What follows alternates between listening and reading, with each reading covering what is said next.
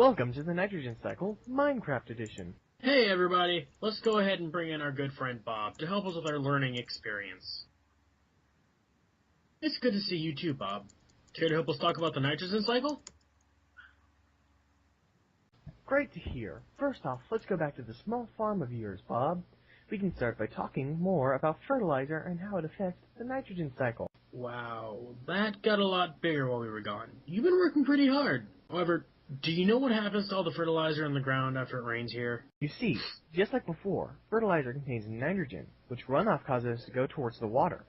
Last time, there was just a little bit of fertilizer, which, if too much nitrogen gets into water, aquatic plants and algae will grow quicker than they're supposed to.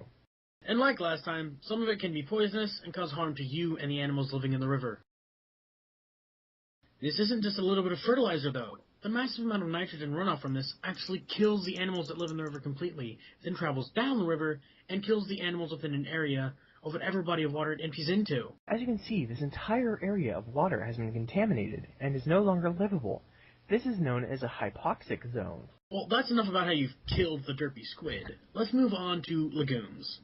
Fellow Jedi, care to explain what legumes are? Certainly, legumes are things such as beans, peas, and peanuts that have nitrogen-fixing bacteria in things called root nodules. Root noodles? No, root nodules. Now, when you say nitrogen-fixing bacteria, I assume you mean bacteria that changes nitrogen into a form usable by plants, correct? Exactly. Because nitrogen makes up most of the air we breathe. However, plants can't use this. This is where root nodules come in. Since every living thing needs nitrogen, but nothing can use the nitrogen straight from the air, almost everything relies on root nodules to get nitrogen. Well, that's partly true. Since plants get their nitrogen through root nodules, and most other living creatures get their nitrogen through eating plants, there are other ways that nitrogen can be made usable.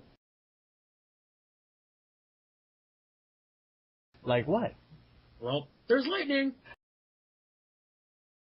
Ouch. Sorry, Bob. We aren't liable for that. Sorry.